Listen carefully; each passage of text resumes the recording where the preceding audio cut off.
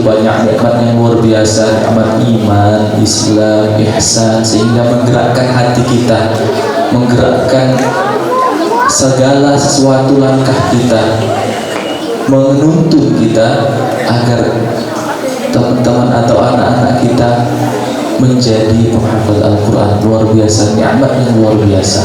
Selanjutnya salawat dan salam kita haturkan kepada junjungan kita Nabi Agung Nabi Muhammad sallallahu alaihi wasallam. Allahumma shalli ala sayyidina Muhammad.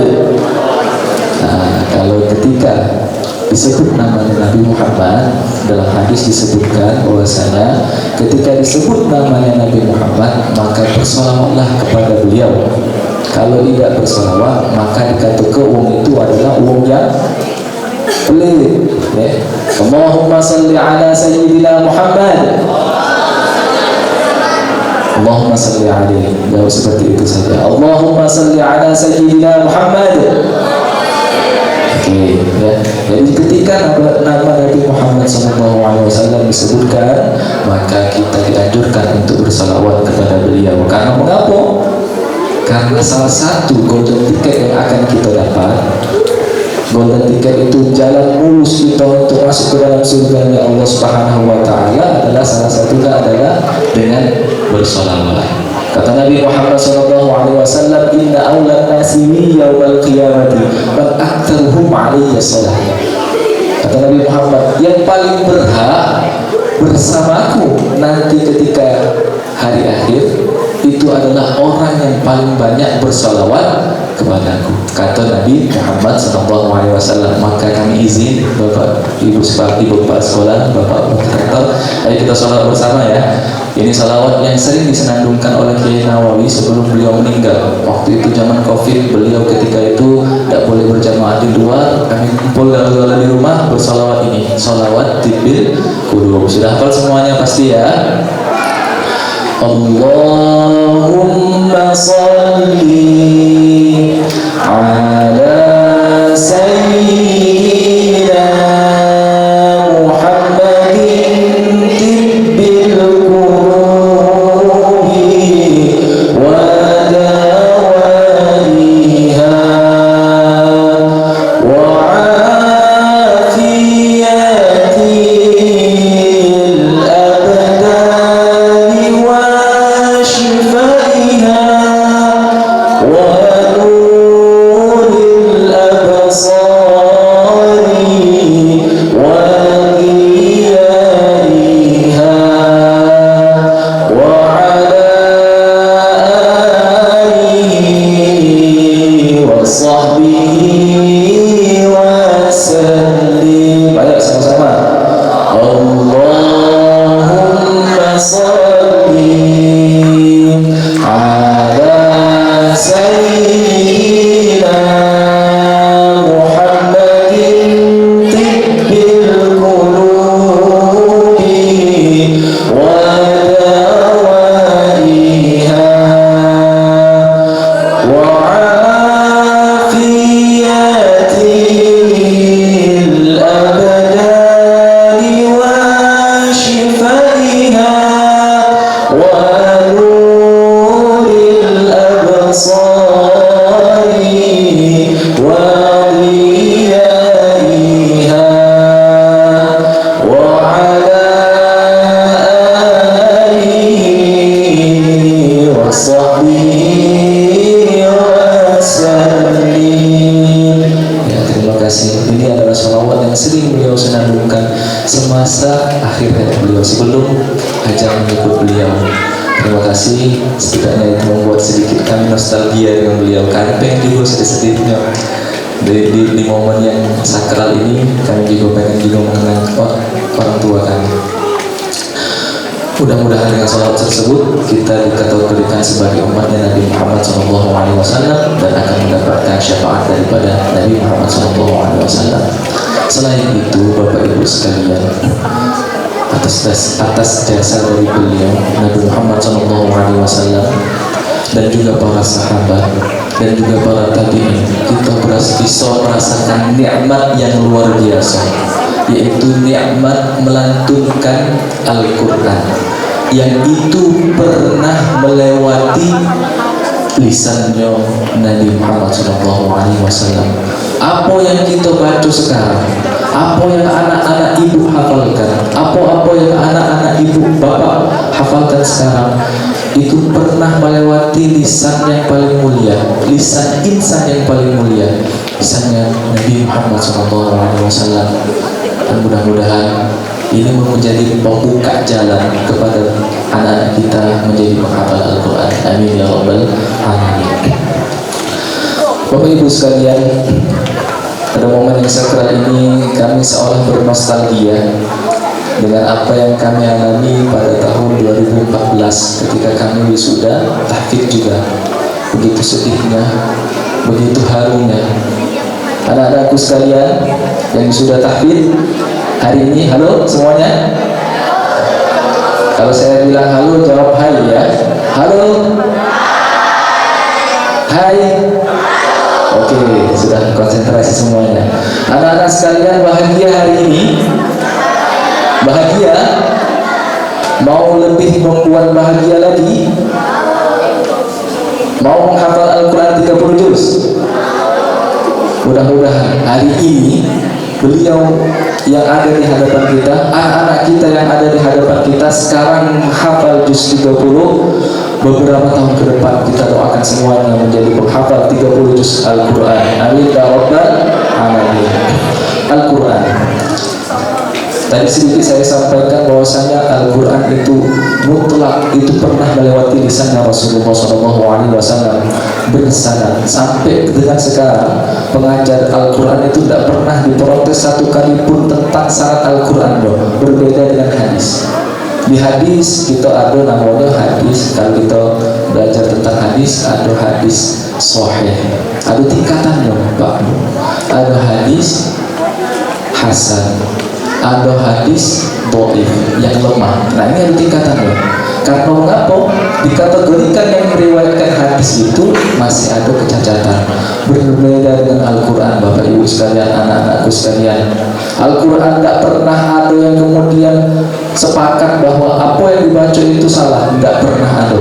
Sanad Al-Quran itu terjaga. Pertama, karena memang ketika dia belajar Al-Quran, maka dia harus menghadap kepada gurunya, gurunya menghadap kepada gurunya lagi. Dan semasa itu orang sudah masyhur, misalnya Kiai Nawawi belajar dengan siapa?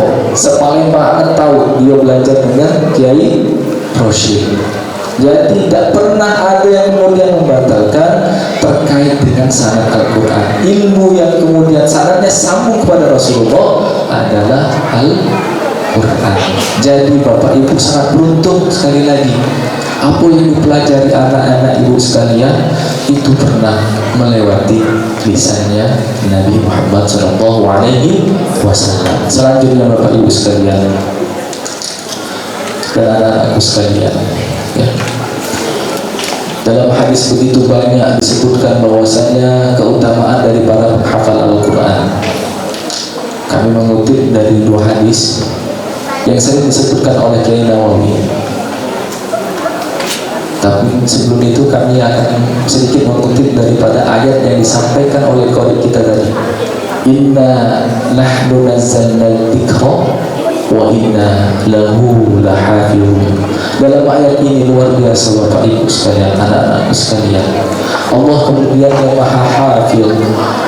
Allah itu Maha Penjaga, tapi dengan kuasa-Nya, dengan rahmat-Nya. Allah melimpahkan, bukan hanya Allah yang kemudian menjaga al-dzikra. Maka di dalam tersebut subjeknya, kalau bahasa Indonesia itu subjek, kalau bahasa ringannya pelaku yang kemudian menjaga Al-Quran itu bukan Allah sendiri. Yang dipakai adalah kata nahnu, kita. Berarti ada peran daripada manusia, ada peran daripada adik-adik sekalian untuk menjaga Al-Quran. Inna nahnu nazzalna dzikra wa inna lahu lahafizun. Ada peran dari kita Bapak Ibu sekalian. Peran bapaknya misalnya berperan untuk menjaga hafalan anaknya, ya. Menyimak hafalan anaknya. Nah itu ada peran daripada manusia. Allah melibatkan manusia untuk menjaga kesucian Al-Quran, keotentikan Al-Quran tanpa ada campur tangan yang lain. Kitab-kitab yang lain banyak campur tangannya, Pak. Ya, ada perjanjian baru, perjanjian lama, tidak tahu lagi perjanjian terbaru lagi ya, tidak tahu, atau perjanjian limited edition, tidak tahu gitu.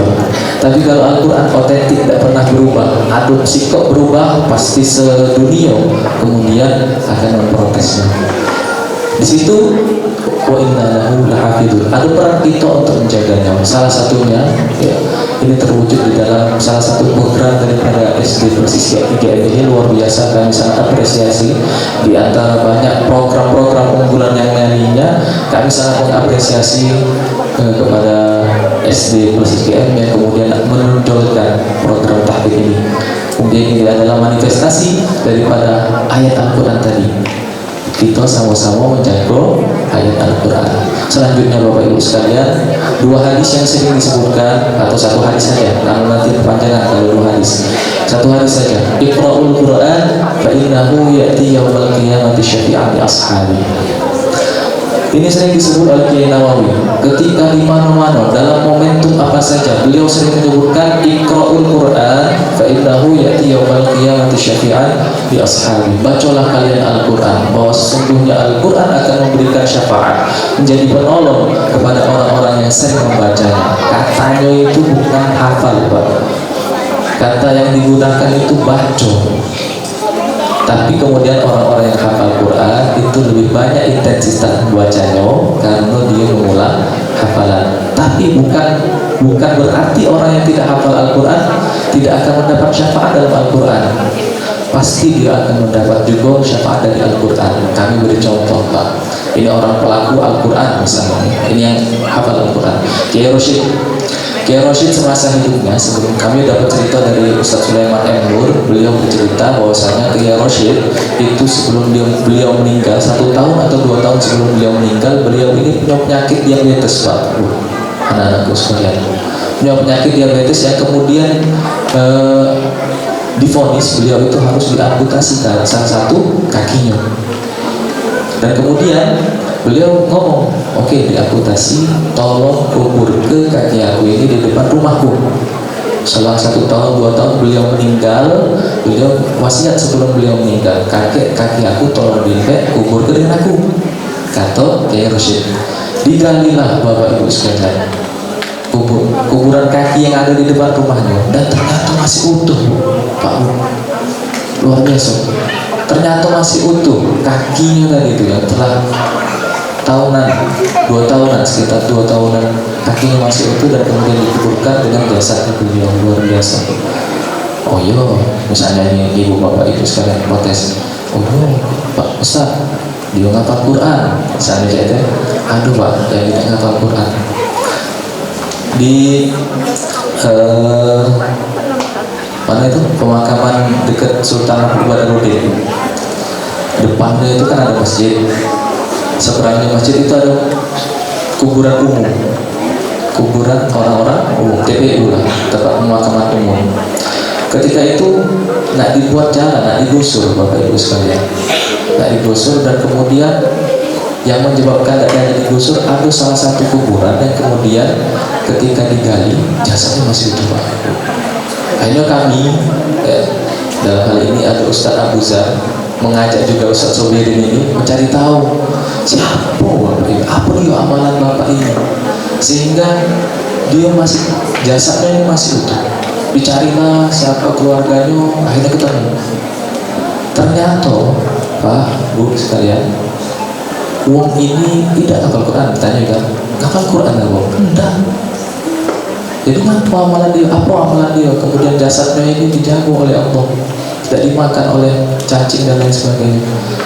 Dia sebagai pengajar Al-Quran, pengajar TPA, Pak Bu, pengajar TPA, bukan menghafal Al-Quran, belum menghafal Quran, tapi beliau selalu dekat dengan Al-Quran. Itu menjadi bukti nyata bahwasanya nanti itu akan mendapatkan syafaat, tidak hanya di akhirat, di dunia pun kita dijaga. Guru kami sering menyampaikan, laisal faqru ma'al Quran, Orang yang selalu dekat dengan Al-Quran tidak akan terjadi kefakiran kepadanya. Tidak akan terjadi kefakiran di dunia, akan dicukupi oleh Allah Subhanahu wa Ta'ala. Yang dekat dengan Al-Quran, bukan hanya menghafal Al-Quran, tapi juga sahibul Quran, orang yang membaca Al-Quran. Selanjutnya yang terakhir ini yang paling penting juga menurut kami, kepada anak-anak sekalian, kami ucapkan selamat telah wisuda juz 30. Langkah selanjutnya kepada para penyimak atau para guru, tolong dijaga, ini menjadi kewajiban kita bersama. Saya kontrol juga kepada teman-teman guru yang ngajar di sini, saya akan tetap kontrol, harus ada progres, jangan terjadi yang namanya pengurangan hafalan. Kalau ini kan tidak jago, jangan terjadi yang namanya pengurangan hafalan. Syukur-syukur bisa menambah hafalan, dan itu juga menjadi PR kepada Bapak Ibu sekalian. Ketika anaknya sudah mulai muncul potensi sebagai penghafal Al-Quran, maka tolong arahkan, tolong dibimbing, dan juga tolong diarahkan kepada guru-guru yang kemudian terpercaya, dan menjadi tanggung jawab juga kita ya. Ketika pulang di rumah, paling tidak ini menambah semangat kita untuk menjaga Al-Quran, membaca Al-Quran.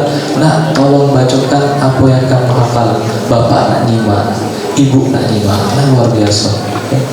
Disebutkan di dalam hadis yang lain. Nah, tadi tersebut hadis yang kedua ini. Tadi masih kowe hadis. Jadi tersebut innalladzi fi orang yang kemudian di dalam hatinya, di dalam rumahnya tidak ada Al-Quran, tidak dibacakan Al-Quran di dalamnya, maka rumahnya itu seperti rumah yang kosong, hampa, Bapak Ibu. Walaupun banyak duitnya, tapi kosong, tidak ada isinya. Tapi ketika dia dibacakan Al-Quran, insya Allah akan lebih bermakna di dalam rumahnya. Jadi itu menjadi motivasi anaknya suruh baca, kita sebagai penyimaknya ya. Syukur-syukur, mudah-mudahan anak-anak kita semua menjadi penghafal Al-Quran dan kelak akan memakaikan mahkota itu di surganya Allah Subhanahu wa Ta'ala. Amin ya rabbal alamin. Ini saja yang dapat kami sampaikan, kurang lebih kami mohon maaf, lebih dan kurangnya kami mohon maaf. Kami ucapkan terima kasih. Assalamualaikum warahmatullahi wabarakatuh.